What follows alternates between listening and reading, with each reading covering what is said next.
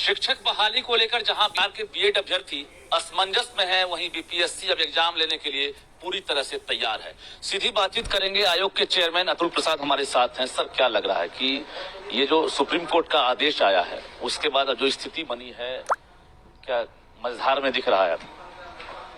नहीं, मुझे तो बिल्कुल नहीं जैसा दिख रहा है। मैं बहुत क्लियर हूँ इस मामले में। हमारी परीक्षा नियत समय पर होगी और इसमें जो जिन लोगों को भी एडमिट कार्ड मिला है वो सबके सब इसमें भाग ले सकते हैं। जी, 24 से 26 तक परीक्षा है, 24, 25, 26। इसमें जो बीएड अभ्यर्थी हैं जो प्राइमरी के लिए अप्लाई किए हैं, क्या वो अपीयर होंगे? जैसा मैंने बताया कि ये उनका अधिकार है, क्योंकि उन्होंने अप्लाई उस समय किया था जब वो पात्र थे। माननीय सर्वोच्च न्यायालय का उस समय आदेश नहीं आया था, तो उनका ये अधिकार सुरक्षित है और वो भाग ले सकते हैं। बाद में क्या होगा सर? बाद में मैं कोई भविष्यवक्ता तो नहीं हूं कि मैं बाद में बता सकूं, और ये बहुत कुछ निर्भर करता है कि उनके द्वारा कौन सा लीगल रिकोर्स अपनाया जाता है। अगर अभ्यर्थी या सरकार, राज्य सरकारें या एनसीटी अगर पुनर्विचार याचिका दायर करती है माननीय सर्वोच्च न्यायालय में, तो उसके फलाफल पर निर्भर करेगा। फिर या एनसीटी या राज्य सरकार, बिहार सरकार अगर कोई अन्यथा आदेश देती है तो उसके फलाफल पर निर्भर करेगा।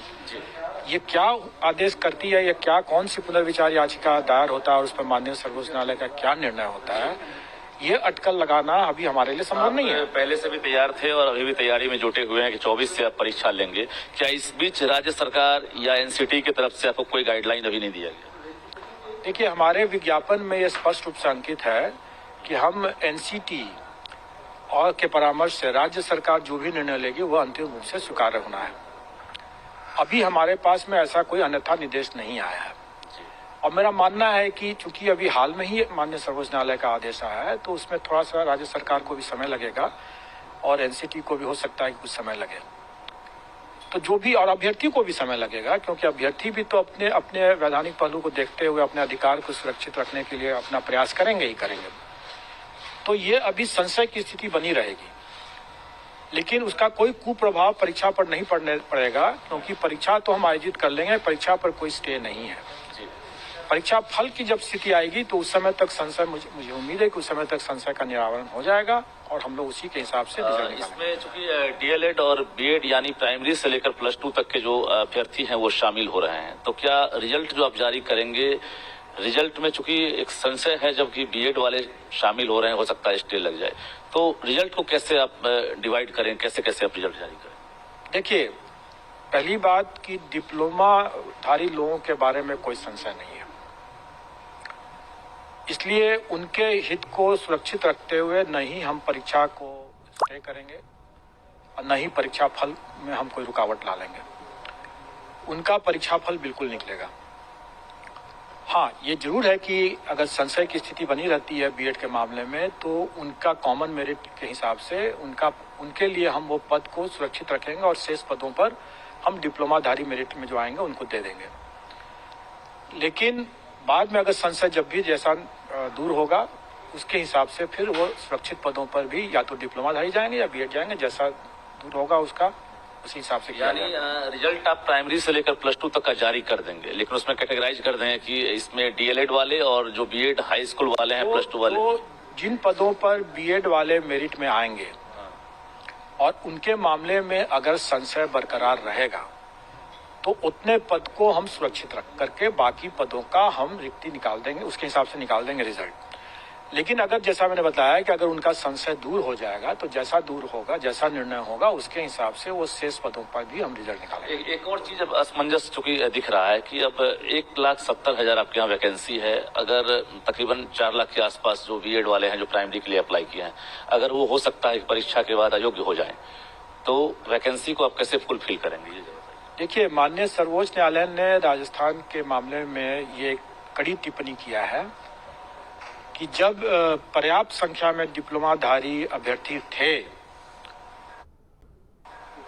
तो ऐसा कौन सा प्रेसिंग नीड, जो माननीय सर्वोच्च न्यायालय ने जिस वर्ड का इस्तेमाल किया है, ऐसा कौन सी बाध्यता थी कि बीएड को इसमें ब्रिज कोर्स के साथ उनको अलाउ किया जाए। ऐसी तीखी टिप्पणी के साथ अगर ये कहा जाए कि हमारे पास जब डिप्लोमा अभ्यर्थी जो कि जितनी वैकेंसी हमारी है उससे करीब 5 गुना ज़्यादा हमारे पास डिप्लोमा अभ्यर्थी मौजूद हैं, तो उनके रहते हुए हमारी क्या मजबूरी है कि हम परीक्षा को स्थगित कर दें या परीक्षा फल को रोक दें। हम ऐसा कोई काम नहीं करेंगे जिससे कि माननीय सर्वोच्च न्यायालय की उस तीखी टिप्पणी के आलोक में बावजूद हम उनके आदेश का उल्लंघन एक करें। महत्वपूर्ण सवाल ये है कि जो अभी कार्यरत टीचर हैं, खासकर 6 फेज वाले जिनकी बहाली हुई थी प्राइमरी में बीएड वाले, अब वो भी डरे हुए हैं कि हो सकता है कि हमारा कैंडिडेचर जो है वो रद्द हो जाए, हम अयोग्य हो जाएंगे, शिक्षक के रूप में भी अभी काम कर रहे हैं। तो क्या उनके लिए क्या कहेंगे कि जो अभी हैं एक अनुभव के आधार पर क्या मानते हैं जो पढ़ा रहे हैं? देखिए, ये मेरा ये विषय नहीं है, इसमें तो राज्य सरकार ही बताएंगी। लेकिन जो माननीय सर्वोच्च न्यायालय ने इसके संबंध में अपने आदेश में ही स्पष्ट किया हुआ है कि कोई भी वैधानिक आदेश, जैसे एनसीटी का वो सर्कुलर था, वो तब तक मान्य है जब तक कि माननीय सर्वोच्च न्यायालय ने उसको खारिज नहीं कर दिया। तो इसका तो सीधा सीधी ये मतलब है, जैसा कि माननीय सर्वोच्च न्यायालय ने फिर अपनी ही उसी आदेश में लिखा हुआ भी है, दिया है कि राजस्थान गवर्नमेंट को चाहिए था कि बीएड अभ्यर्थियों को भी आवेदन देने के लिए मौका देना जी, क्योंकि उस समय एनसीटी का वो सर्कुलर वैलिड था। ऐसा न करके उसने रोक दिया, ये गलत किया। तो ये स्पष्ट है कि जब तक वो सर्कुलर वैलिड था तब तक उसके द्वारा, उसके आलोक में कोई भी कार्य किया गया, जो भी अधिकार मिला किसी अभ्यर्थी को, चाहे वो नौकरी का, रोजगार का अधिकार मिल गया हो, चाहे जैसे मैंने बताया कि उसको परीक्षा में भाग लेने का अधिकार मिल गया है, वो उसका अधिकार उसको मिल गया, वो अब उसका उपयोग कर सकता है। तो मेरे विचार से, जैसा मैं मानता हूं कि वो अभ्यर्थी मेरी परीक्षा में भाग ले सकते हैं, उसी तरीके से अगर पूर्व से कोई अगर नियोजित हो चुके हैं तो उनका तो ये हक बनता है कि उनका नियोजन बरकरार रहे। लेकिन इस पर अंतिम निर्णय जो है वो राज्य सरकारें लेंगी अपना विधि परामर्श लेकर के। आखिरी सवाल, चूंकि आपने एक बड़ी घोषणा की है अभी कि नेगेटिव मार्किंग हटा दिए जाएंगे, तो कितनी बड़ी राहत मिलेगी जो अभ्यर्थी खासकर अभी शामिल हो रहे हैं? देखिए, ये राहत तो एक्चुअली देखा जाए तो मनोवैज्ञानिक है, ये कोई राहत नहीं होता है, इसे मनोवैज्ञानिक राहत है। क्योंकि इतनी प्रतिस्पर्धा है, जैसा मैंने बताया कि अगर सिर्फ डिप्लोमा वालों को ही अगर ले लिया जाए तो वैकेंसी का 5 गुना है। इतनी बड़ी संख्या में अभ्यर्थी हैं, कंपटीशन इतना टफ है, ऐसी स्थिति में ये मायने नहीं रखता है कि नेगेटिव रहे चाहे न रहे। जिसके पास में मेरिट है वो स्वाभाविक है कि वो आगे आएंगे ही आएंगे।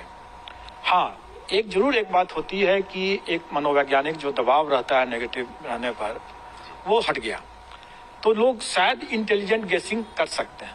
लेकिन अगर ये सोच के चले कि हम 100% ब्लाइंडली ही, हम बिना कुछ जाने सुने ही अगर करके और सफल हो जाएंगे, तो वो संभव नहीं है। चलिए परिणाम की ही बात कर लेते हैं, कब तक रिजल्ट दे? मुझे उम्मीद है कि अगले महीने के अंत तक हम लोग रिजल्ट दे देंगे। सितंबर? कब तक? 15, 20, 25? नहीं, सितंबर के अंत तक के, मतलब आप जानते हैं कि हमारे उस समय 30 सितंबर को हमारा कंबाइंड सिविल सर्विसेज की भी परीक्षा होने वाली है, पीटी, और उसमें भी हम लोग बिजी रहेंगे। कुछ और भी परीक्षा पर जो अभी लंबित है उसको भी हम लोग निकालने जा रहे हैं। तो इसमें बड़ी संख्या में इसमें मामला है, तो हम लोग इसको निकाल तो देंगे, सितंबर के अंत तक में निकल जाएगा। जो कैंडिडेट आपको सुन पा रहे हैं, जो बीएड अभ्यर्थी है, आयोग के मुखिया होने के नाते क्या अपील करना चाहेंगे, चूंकि धड़कनें तो बढ़ गई है? देखिए, एक अभ्यर्थी को, जैसे छात्र को, का सबसे पहला फर्ज बनता है कि उसको अपने बिना विचलित हुए उनको अपना पढ़ाई जारी रखना चाहिए। और जैसे मैंने बतलाया कि उनको परीक्षा में भाग लेने का अधिकार है और वो उस अधिकार का उपयोग कर सकते हैं और उनको करना भी चाहिए।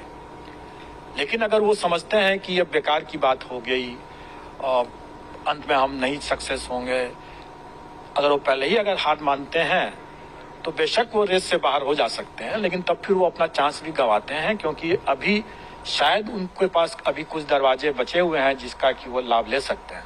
माननीय सर्वोच्च न्यायालय में जा सकते हैं, सरकार के समक्ष जा सकते हैं, एनसीटी के समक्ष जा सकते हैं।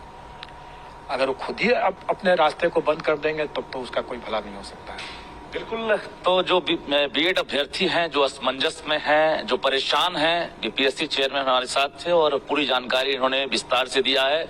मतलब साफ है कि बीपीएससी परीक्षा लेने के लिए तैयार है, तैयारी चल रही है और फुल प्रूफ व्यवस्था की गई है। लेकिन रिजल्ट का क्या होगा ये कहना फिलहाल मुश्किल है, क्योंकि आयोग के चेयरमैन ने साफ कहा कल क्या होगा इसकी जानकारी मुझे भी नहीं है।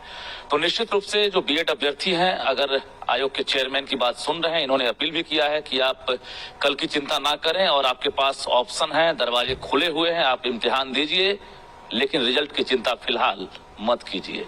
कैमरामैन दीपक के साथ रजनीश कुमार, न्यूज 18 पटना।